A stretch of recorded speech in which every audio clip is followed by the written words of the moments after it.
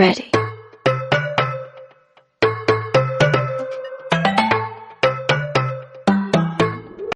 Hi guys, welcome back to my channel. I hope you're all well. So as you can tell in the title of my video, today I'm going to be talking about Bella's life, what happened to her in her life and what happened to her the weekend that we lost her. So on Saturday the 3rd of April, we went to bed and Bella was fine in the day, like she was walking around and everything. And then in the middle of the night, we heard screams coming from downstairs. She'd been doing it a lot in that night. She hadn't done this before. And we kept going down and she was just lying there. And then we kept coming down back and forth and she kept doing it. She normally gets stuck under the table and she was stuck. But then she just carried on like screaming, and then all of Sunday she was just kind of like lifeless, like she was just lying there just like looking up at you.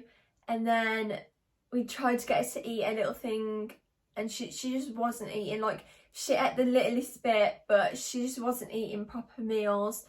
And she, as I said, she was just lying there. Whereas like Saturday night she was walking into the living room. I've literally got a photo of her sat looking at the door and I'll put this picture in. Whoops. And to go from that to Sunday where she was just lying there like completely lifeless, it was like such a big change. And then on Sunday night she started screaming again, and we didn't know if it was because she was in pain, because when in the day she wasn't screaming. It was as if when she knew that we were upstairs and she knew she was dying and she didn't want us to not be with her. So obviously when we were all in bed upstairs, she was downstairs, and like dogs sense that you're not there. So she might have been like screaming for us to come down, because when we went down on the Sunday night she would kind of like stop when we were with her. And then on Monday, all in the day, well in the morning, we were just like, she was just completely lifeless. Her neck was like stiff, and if you picked it up her neck would just be like forcing it down, as if she wanted to just lie down. And then I was sitting with her in the living room. She was just like lying on me, and then me and mum and dad were like talking what to do. Like we didn't know whether to take her to the vet, because we never wanted her to die at the vet. Like we always wanted her to like die at home with us. And she just kind of like looked up at me, so we decided to take her. And then all in the car she was just like lying on me the whole way there. And then we got to the vet, and the vet actually came outside and thought that she'd gone before like he actually took her in. And we were like, no, she's just like lifeless. And he took her in, and we were obviously waiting outside because we couldn't go in because of the coronavirus. And he just came out and said basically that she is dying and her time is basically like up, like we're gonna have to have her put down, because he said if we would have taken her home she would have suffered the last like few days, however many days that she would have had left. She would have really badly suffered, and it would have ruined like the life that she's had and like the memories we'd have with her. So only one person could go in with her, and I always said that I wanted to be the one to go in with her. So I went in and she was just lying there on the table, and then I had her hand in mine and like was holding her chin. And then the vet was just like explaining what happened to me, and that for her to live to such an amazing age, like he doesn't really know many dogs that have lived to that age, because she was 18 and a half, she was 19 in November. And then he just had her put down and she just like died in my arms. And then he let my mum come in, like he went out, and then my dad came in, and we were just like there with her, like really upset, like just saying our goodbyes and everything. And then we paid to have her individually cremated, so we knew that we were just getting her ashes. And then we had a little paw print done of her. Like my mum phoned up the crematorium and just like asked if we could have like this paw print done of her. So we also got that. So Bella was born on the 24th of November in 2002. So my mum got her a year before I was born. So obviously I had not lived a day of my life without Bella. Like I actually hadn't lived, like some people like just can't remember the days that they've had like before they had the dog, but I literally had not lived a day without Bella because my mum got her before she got pregnant with me. She got her in Wednesbury, and she went to see some puppies because she saw an ad in the newspaper, and then Bella was a puppy who kept coming up to Mum and Nathan, so they decided to have Bella. In 2014 we found an ulcer on her eye, so we took her to the vets and she had to have her eye sewn up. They left it like that for, I think it might have been like 5 or 6 weeks or something, or it might have been a bit longer than that.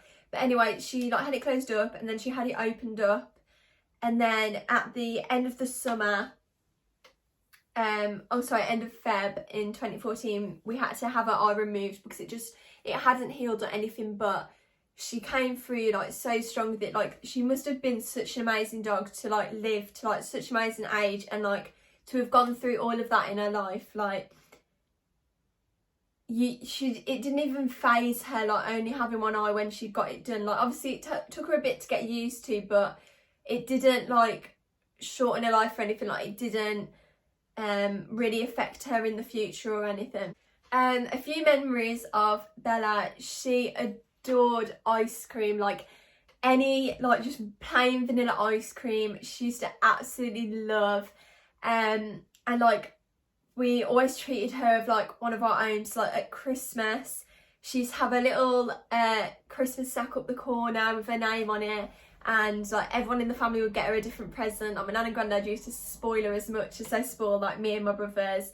And like the Sunday roast, she'd always have like the meat that we were having. So like if we had like beef, she'd have beef, chicken, and then in the week we'd always cook her some chicken portions or some sausage or something.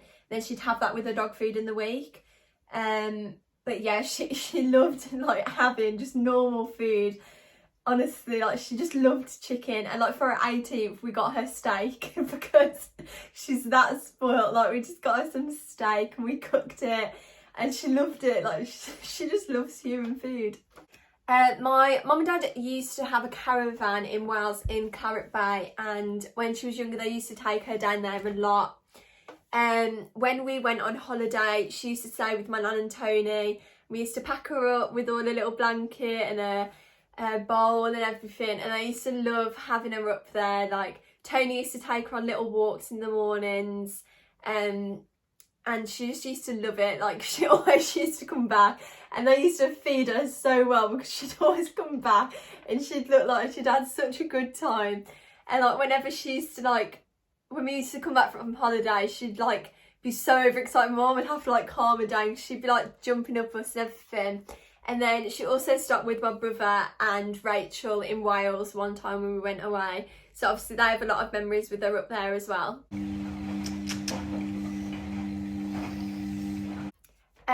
Her dog groomer called Steph had her since she was a puppy. She had her since 2003, and she adored Bella. Like Steph is such an amazing dog groomer. Like she treats the dogs as her own. Like she's always like so comforting. She's like, how are you, Bella? Like she talks to them like they're their own. And she actually sent us such a lovely card in the post about how much she'll miss Bella and sending her love to the family, and it was just so lovely. Like the card that she sent us, she's such a lovely lady, and like just how much she used to care for Bella. Bella always used to love going in the swimming pool in the summer when we used to have it up. she used to always run up and down the garden, and then in the house we used to like throw the toy up the corridor and she'd come like skidding back with it. And she used to sit by the gate for hours and just watch the people, and it was just like, it was honestly so lovely. Like, we have so many memories with her, and like, she was literally my best friend. Like, the bond that we had, because obviously Mum had both my brothers, they were like a close age, and then she went, because there's such a big age gap between me and my brothers, so my mum decided to have Bella, and she decided to have a girl because obviously she had 2 boys, and then she fell pregnant with me, so it was like me and Bella were like the sisters, and then that grew up together, so she had 2 daughters. So obviously when Bella left, like when we had to say goodbye to her, it affected all of us so much, because none of us could literally remember when we didn't have her, and she was just such a big part of the family. Like, she always used to just cuddle us on the sofa, always, like, it never failed her. Like, nobody was scared of her when they used to come. Like, anyone who used to come around our house used to just love Bella. Like, whenever my friends came round, she never like attacked them like some dogs do. Like, she was such a lovely dog and just was so patient and everything. But we obviously are going to miss her so much, but we're just glad that she's in a happy place now. So I thought I'd just show you all what we've done at the bottom of the garden. It's not finished yet, but I did want to put it in this video. But basically, so at the bottom of our garden, we've got up the corner where the guinea pigs were buried. And then when Bella was getting older, we didn't want her, because if you see in our garden, it's a bit of the washing, but if you see here, we were really scared that she was going to like fall down it. So we put a little barrier up by the side of the house so that she couldn't get to like the grass, so that she didn't like fall off and injure herself. And then we've attached that to the fence at the back, and we've brought a flower that is going to grow up it, and we've got getting a little plaque that says like in memory of Bella, and that's just going to be her little memorial in the garden. So I'll turn the camera around now and just show you what we've done. And we've also got some white stones at the bottom, because obviously Bella was white, so just in her memory. So as you can see, that there is where it's gonna, that's what the gate we used, and then the flower is just there, and it will grow all the way up, and we're just going to put a little plaque down there.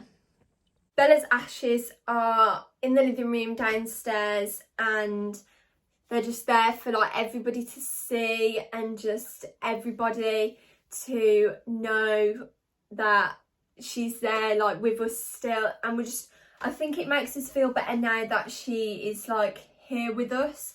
Like, we know that she's like in the house. And it was so weird, because when we were coming back from the vet when it happened, my mum noticed like a cloud in the sky, and it literally looked like her lying there on the table, and it was just like conspiracy. Like, it was just so weird to like see it. And like when you think back at it now, like it was just like so weird that we saw that.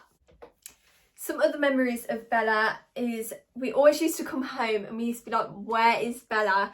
And she always used to be upstairs like on one of the beds if we've left the door open by accident. And then at night, she always used to, when she got like a little bit older, not when she was a puppy, but I'd say when she was like, I'm going to say like 12, she used to sleep on my dad's bed. She used to sleep in there, and like in the morning she'd come down with us, and it was just like, I don't know, she just loved like being with us. Like, she just was such an affectionate dog. Bella never used to like going on like long walks. Like, we never used to take her on like massive walks. Like, I know that some people take their dogs on walks like every day, but we literally used to take her on some like every few months. And we used to take her around like just like up the street and like round. and she just didn't like being in the garden. Like, obviously in the summer when we were out there with her, she'd like be asleep on the grass, like in the sun, and she used to love that. But every time, like, she'd just go outside, go to the toilet, run back up and be scratching on the door to come back in. Like, she never used to like the cold weather. She never used to like being outside. Like, even in the winter, like, she'd go outside when it was snowing to have a wee or whatever, and then she'd come back in, she'd have these like balls of like ice on her, and my dad had to like get it all off. But she never used to like being outside. Like, she just used to like to be inside, like curled up on the sofa. She used to like sit there and like watch some TV. But yeah, like, we don't know if that's why she lived to such a long age. We actually don't know, but she was such like, you wouldn't have known that she was that age, but she did deteriorate a lot since her 18th birthday. Like, now we look back on it, she did start to like deteriorate like a lot. But obviously now we're just looking back on the happy memories, and glad that we've got them all to look back on.